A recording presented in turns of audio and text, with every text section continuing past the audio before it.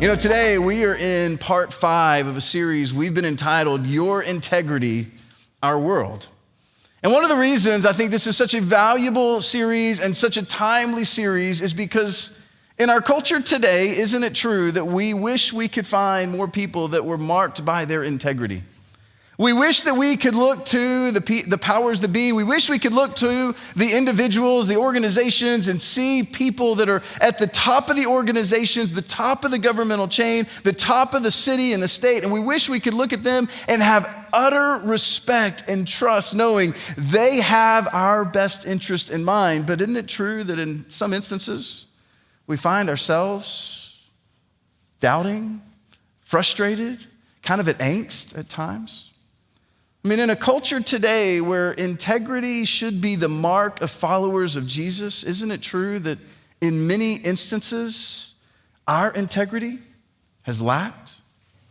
And I think one of the things as a local church, one of the things as followers of Jesus, when it comes to integrity, when it comes to our ability to move the ball forward, the thing that we should be known for more than anything is our integrity, is our faith. Like Jeff just showcased, is the ability to trust God even when things seem difficult. For the purpose of the series, we've been defining integrity as doing what you ought to, even if it costs you. Doing what you ought to, even if it costs you. And we've talked about this idea that sometimes there's challenges in our life, and when we do what we shouldn't do, when we do what we ought not do, isn't it true that the responsibilities that we've shoved away, our irresponsibilities, they tend to become somebody else's responsibility. The challenges, the tensions, the struggles that we possess, they become a challenge for other people. And so we look back over our life and we begin to think, why did I do that? What was wrong with me? What was going on? And then we begin to think, well, from this point forward, I'm going to do what I ought to do, even if it costs me. But then the rubber hits the road and we're like, wait a second. So for the purpose of the series, we've been looking at integrity and saying it's doing what you ought to, even if it costs you. And week 2, we developed where that key verse came from. In Proverbs, he says this, the integrity of the upright, that integrity is a posture. It is a posture that we put forward. The integrity of the upright will guide them. But it says the crookedness of the treacherous, it will destroy them. The crookedness, the bentedness, when we choose to sacrifice our integrity, the author of Proverbs says that it will destroy you. And maybe we've seen that. Well, today, we are continuing this journey. If you're with us last week, we looked at a guy named Daniel. Daniel was an individual that was a fascinating character that we can gain a lot of perspective and a lot of ideas about. Daniel last week, we talked about him as the teenage Daniel. You know, the Daniel that he and a few friends were challenged. In fact, what happened in that day is Nebuchadnezzar, the king of Babylon at the time, he came in and he took over the southern border of Israel. And in doing so, what he did is he took a few of the key individuals in that area and he took them captive. Now, this is not like your normal captive, right? They took these individuals almost as a way of making sure that the southern border of Israel, the southern kingdom, that they obeyed, that they did what they were asked to do. And so they got all these merry men, essentially, and they gave them a place to stay. They gave them incredible food.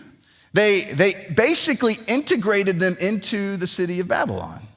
But Daniel and a couple of his buddies, they said, wait a second, this isn't necessarily for me. And last week we talked about how Daniel's integrity was so strong that he chose not to allow the choice food and the choice wines of that day. I mean, these are the king's food and the king's wines. I mean, he had the best of the best. And he said, because of my integrity, I'm going to choose not to eat this food because I'm going to trust that somebody else is bigger and has my best interest at heart. And so I'm just going to choose to do what he says. In fact, the text says this, Daniel resolved, he set in his mind, he said, Daniel resolved not to defile himself with the royal food and with the wine.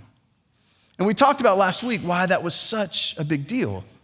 Ultimately, it was an amazing opportunity that Daniel had. He got the choice food. He got the best wines. He got the best of the best. And he said, you know what? I'm good. In fact, Daniel chose to do something that seemed countercultural. He did. He's like, I'm going to choose to give up the best of the best in order to honor my God. It says this, because Daniel made up his mind. Here's what he did. He made up his mind ahead of time. And that's what we talked about last week, is this idea that whenever integrity, we need to pre-decide, we need to make up our mind ahead of time. This is what we're gonna do. This is how we're gonna behave. This is the reason integrity is such a big deal. See, Daniel decided ahead of time that this is what I'm going to do. That when he was faced with the tension, he knew exactly what was going on. So Daniel, fast forwards, He was faced with possibly the greatest challenge. I mean, he had these tension moments. He had these challenges from time to time. I mean, throughout the course of his life, I can only imagine that his integrity was challenged. But one of the most famous times where he was challenged is something that we probably all are a little familiar with. In this experience, in this time, you basically have Nebuchadnezzar's off and gone. Babylon is no longer in charge of the southern kingdom. In fact, the Persians have come in and taken over. Darius is now the king of kings. Nebuchadnezzar is now a dead man. Darius is the king. And Daniel is still living in this area. He's still living in this area. And now he's working for the king, King Darius. I mean, to think, he went from being a Hebrew to being a hostage to being one of the chief leaders under Nebuchadnezzar to now a completely new kingdom has come in and has established its reign, and Daniel is still right in the middle of that. In fact, he's so much in the middle of that Darius decided to do a little reorganization of the kingdom at hand. And so what he did is he said, let's take 120 individuals and let's make them governors. Let's give them the ability to have authority and to have reign. And then let's take beyond those 120 governors, because I don't really want to have much say. I just want to, do whatever I want to do. I want to go on trips. I want to eat lavish food, and I don't want to have to worry about all the people. Let's do 120 governors to do my job, and let's give three administrators the key role of overseeing these governors. Well, Darius opted to make Daniel one of those three administrators, and not just to make Daniel an administrator, but he opted to make Daniel the chief administrator that was overseeing the other two individuals. The reason this is a big deal is because Daniel, as I said, he went from being a Hebrew to a hostage to working under Nebuchadnezzar to now working under Darius. He wasn't even one of them. This caused a little bit of a challenge because the other two administrators, they were a little envious of the fact that Daniel had such clout that they made it a little interesting. In fact, here's where the story picks up. It says, now Daniel so distinguished himself among the administrators and the governors by his exceptional qualities that the king planned to set him over the whole kingdom. This is Daniel. This is the Hebrew, former hostage, not from around there. But yet for some reason, the king found value in Daniel's integrity and wanted to make him over the entire kingdom. He continues on and says, at this, the administrators and the governors tried to find grounds for charges against Daniel in his conduct of governmental affairs. I mean, at this point, Daniel's roughly 70 years old. This is about 55 years after this Daniel and Shadrach, Meshach, and Abednego and choosing to resolve not to eat the royal foods. He's roughly 70 at this point. So you think about this, 55 years of dirt they could have found on Daniel. I mean, just think about your own life. Some of us don't even have 55 years of life under us, and we're like, I've got so much dirt under me. Like, I hope you don't look around that corner.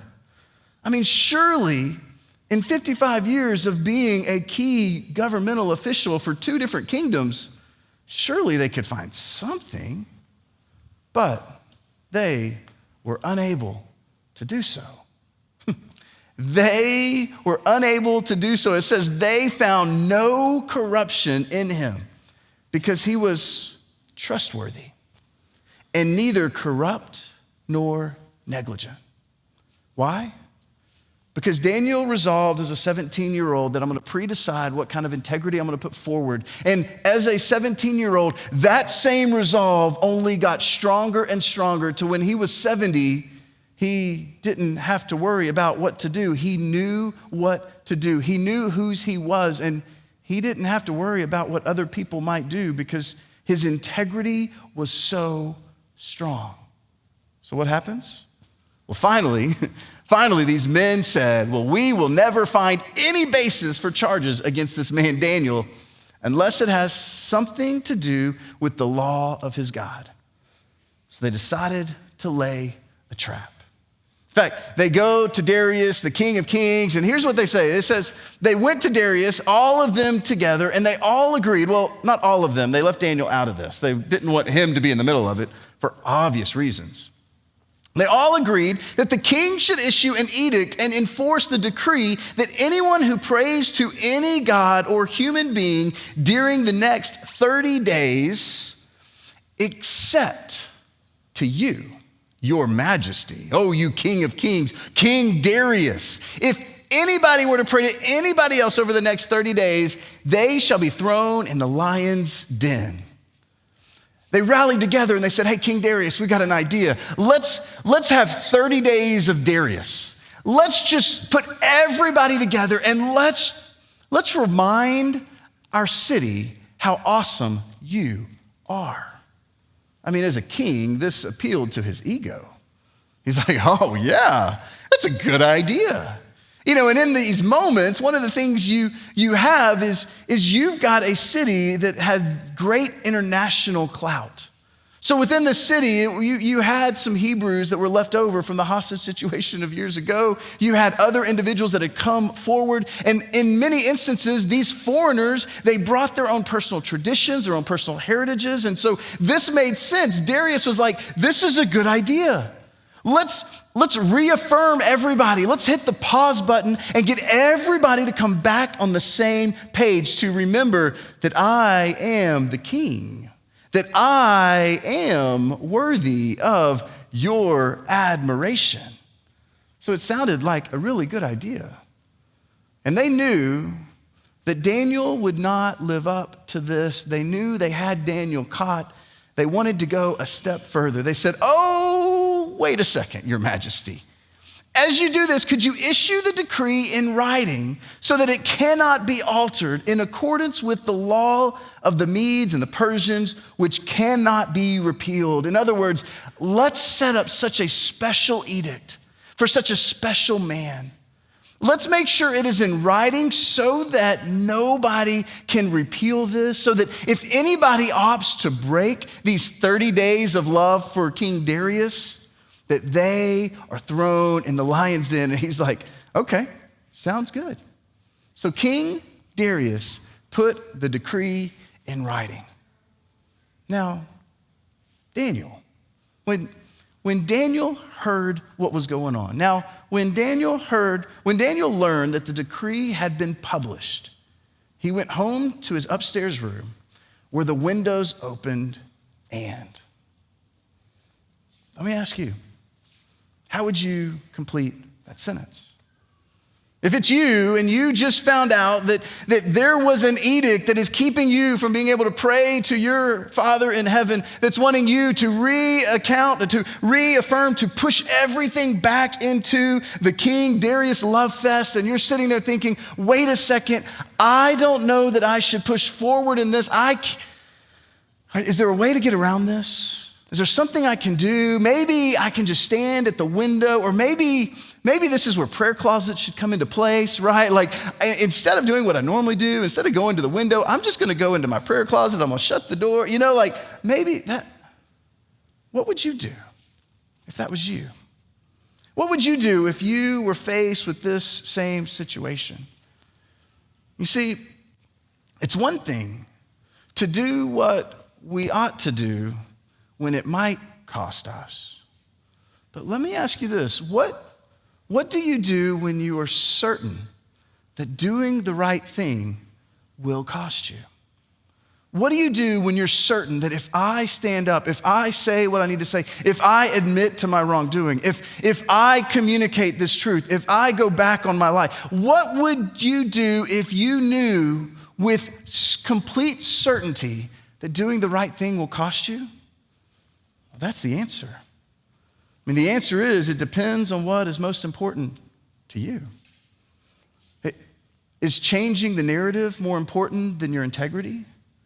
Is cutting corners more important than your integrity? Is trying to control the outcome more important than your integrity? Is trying to weasel your way into other situations or cut corners to be able to make a little bit more money so that the boss would like you? Or what do you do when you're certain that doing the right thing will cost you?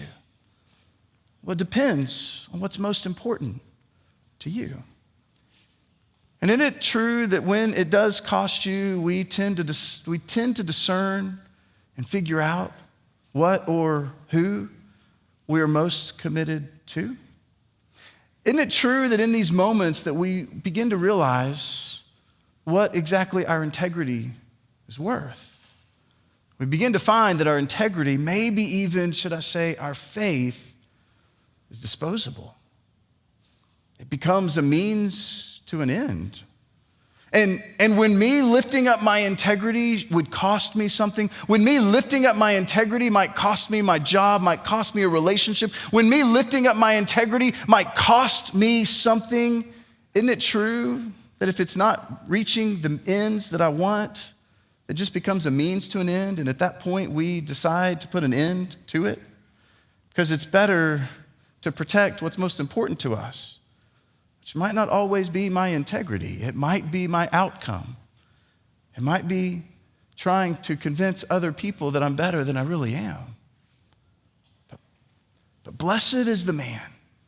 Blessed is the woman. Blessed is the teenager, the college student. Blessed is the man whose integrity has been challenged and they passed the test. Why?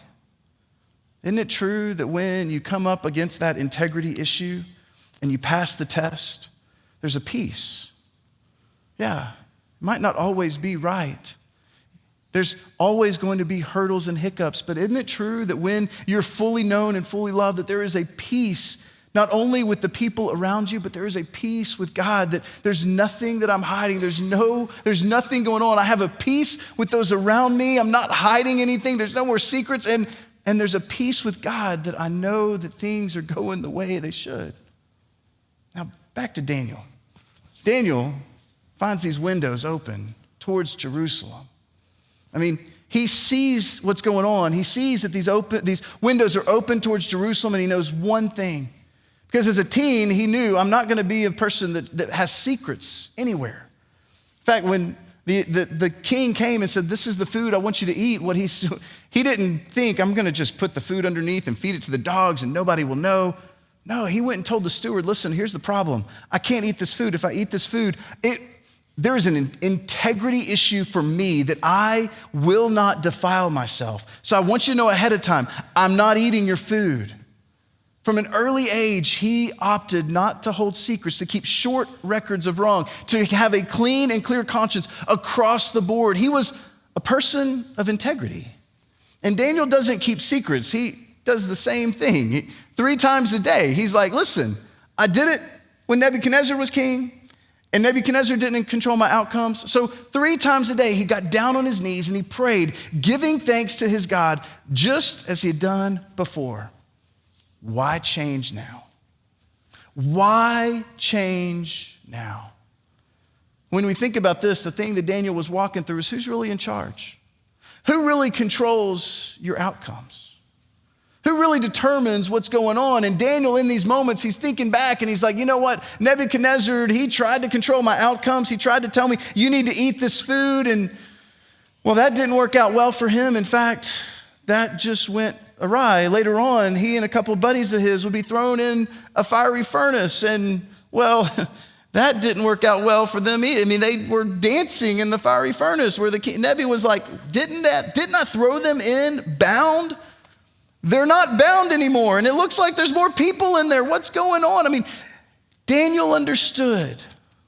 He knew good and well that King Nebuchadnezzar didn't control his outcomes. And Darius thinks that he can control the outcome as well. And he's sitting there saying, well, we'll see. We'll see what's going on. So my question for you is this: who determines your outcomes? Who do you think owns your outcomes? Is it your boss? Maybe it's your in-laws.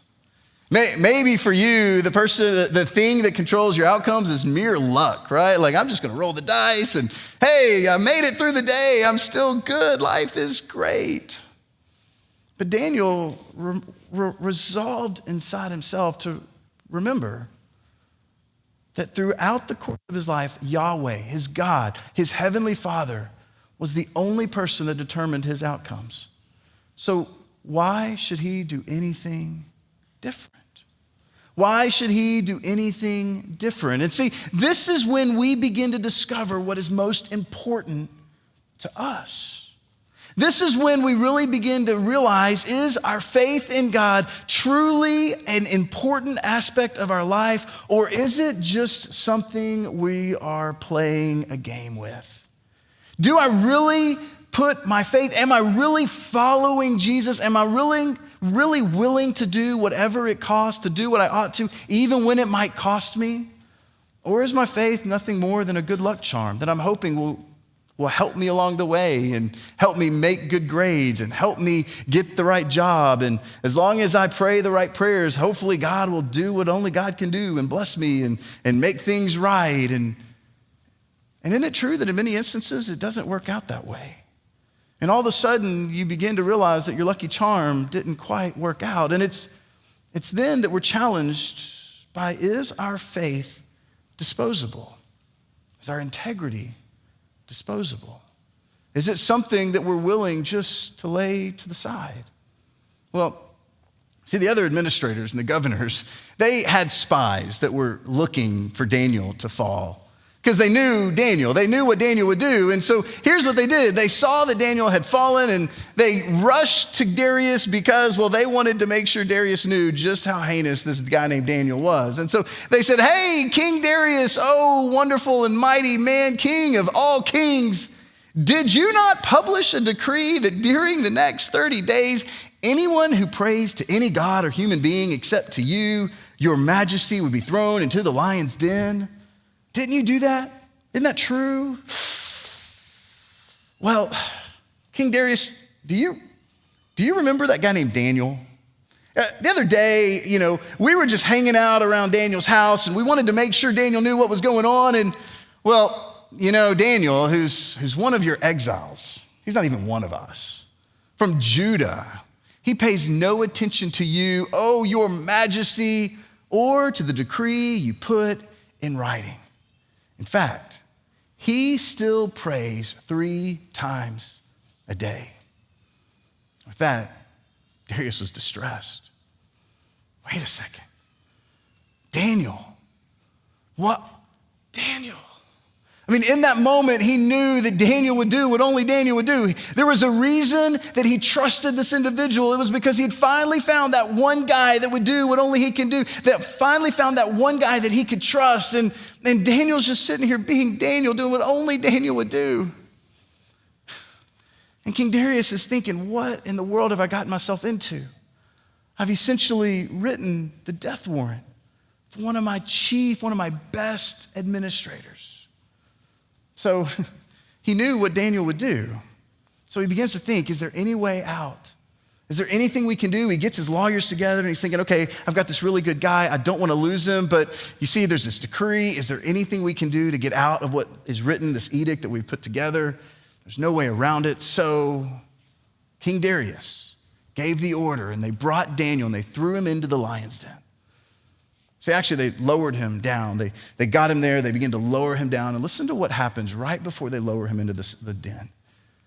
King Darius looks to Daniel and says, may your God, whom you serve continually, rescue you. I don't know if I don't know what was going on in that moment, but King Darius knew that Daniel served a God that was bigger than him.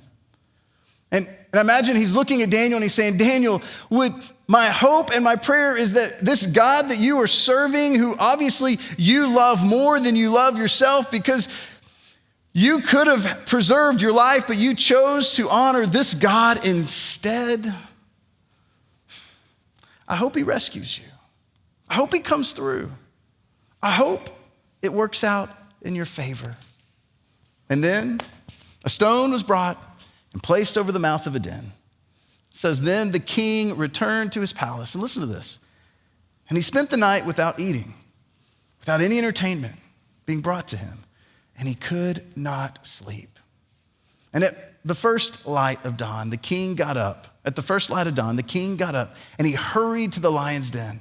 When he came near the den, he called to Daniel. He says, has your God, whom you serve continually, been able to rescue you from the lions? I mean, everything that was going on in King Darius's head was about Daniel. I hope Daniel's okay. I hope Daniel's doing all right. Man, what's going on now? We just delivered him to the lions. Now, many of us know how the story ends.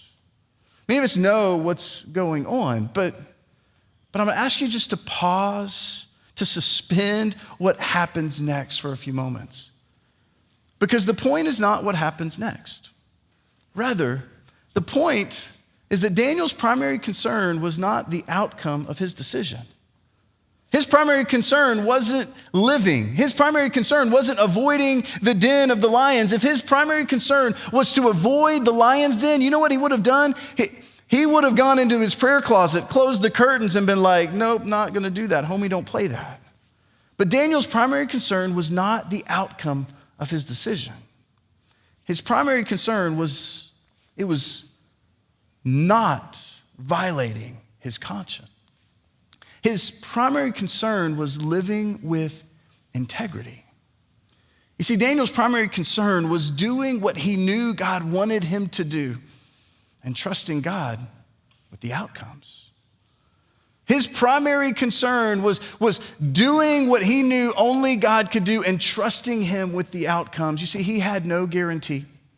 He had no guarantee that when he got dropped in the lion's den, that those lions would not eat him. And isn't it true that in our lives, we have no guarantees either? And can I step back for a second and just encourage you, implore of you?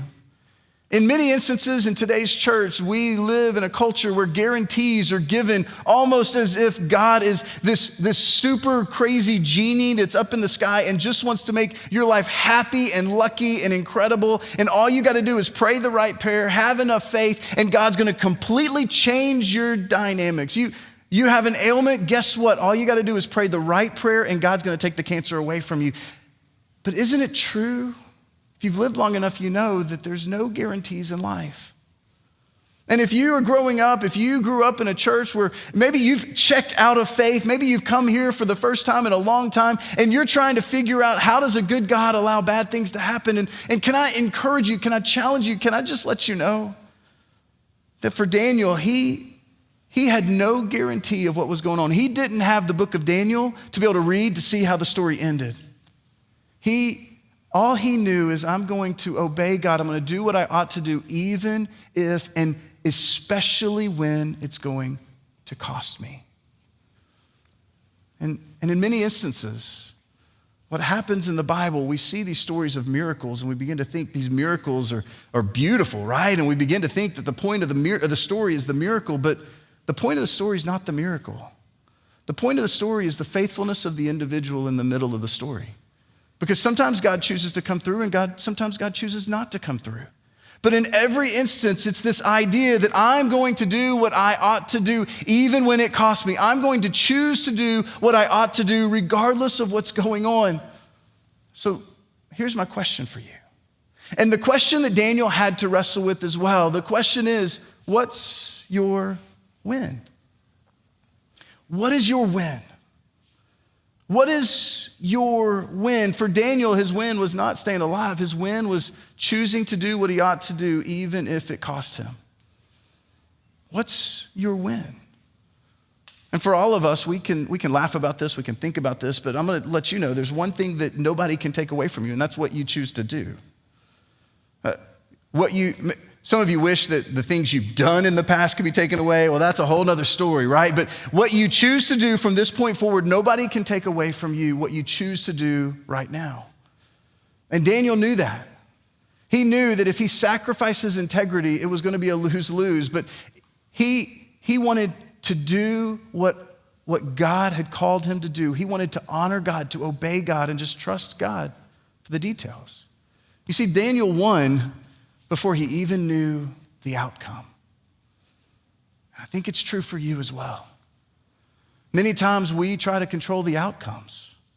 We try to control what's going on. We try to step around and try to make sure that everybody, that what is our win? We want to be seen as powerful. We want to be seen as the person that has the authority. We want to be seen as the person, the family that has the great marriage. We want to be seen as the person on Facebook that manipulates all the pictures so everybody can be envious of how great my life is, all the while on the other side it's like depressing and crazy. And we want to be seen, but in many instances on the other side, we will do anything to sacrifice our integrity so people can see us for what's important to us.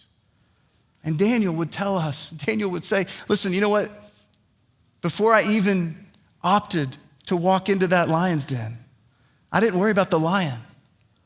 My win was doing what I knew I ought to do, even and especially when it might cost me. So let me ask you a question. What's your win? What's most important to you? Hiding that frustrating moment that you don't want anybody to know about? What is your win? Is it trying to manipulate the scenario so things look better for you? What's your win? Daniel would say for him, his win was to trust God, to leave the consequences, the outcomes to him.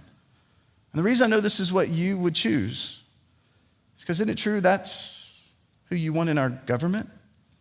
Isn't it true these are the type of people that you want living next door to you? Isn't it true these are the type of people that you want your kids to marry? Isn't it true that when you begin to think about what is this type of person, these are the type of people that you want running the city, running the schools? These are the people you want in and around your life? So what if we chose to be that type of person from this point forward? Back to Daniel.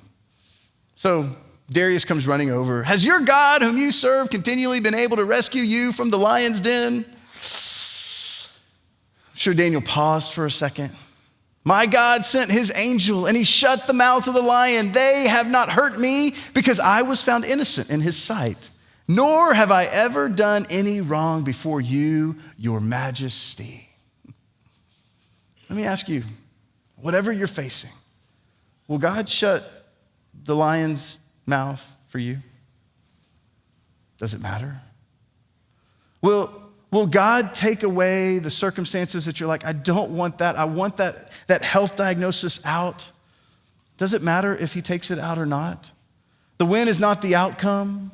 The win is doing what we ought to do, even and especially when it will cost us. It's being open. It's being honest. As a follower of Jesus, this is a big deal. Because as a follower of Jesus, the decisions we make matter. We have a world that is looking for us to be the forerunners of integrity. We have a world that's looking for us to be on the front lines. And so our integrity, our faith is on display in your work, in your family, for those impressionable kids that you're raising and those impressionable kids that are around you. See, I want to ask you one question one more time. For Daniel, the win, the primary decision making that he had was, I want to do what I know I should do, even if it costs me. I'm not going to make decisions for the outcome. I'm going to trust God and leave the results to him. So I want to ask you one more time, what's your win? Is it worth sacrificing your faith, your integrity, hoping for a guarantee? Or is it true that maybe when we trust God, he might not shut the lion's mouth, he might not alter the situation, but on the other side of your integrity is peace and comfort. It's hope. It's knowing that there's a God that is proud of you for doing what you ought to do, even and especially when it costs you. So what is your win? Would you pray with me? God, we love you. And we thank you so much for the fact that you're a big God. And God, I just pray right now that as we continue to move forward, as we process what this looks like, that God, you would allow our hearts to be in tune with what we ought to do. And that God, you would show us who you are. And you would show us, God, what your will is for our life. God, there's so many times that I fall short. There's so many times that I wish that I would have done this, or wish I would have done differently. But God, even in those moments, keeping short accounts of wrong, Father, keeping a clear conscience, being open and honest can be the most peaceful and gratifying thing. So God, I pray that we would begin to see our integrity, we begin to see our faith, not as a disposable object, but God as an inspiring motivator. Father, that we could do what we ought to do, even and especially when it's difficult. God, we love you and we thank you. It's in Jesus' name I pray. Amen.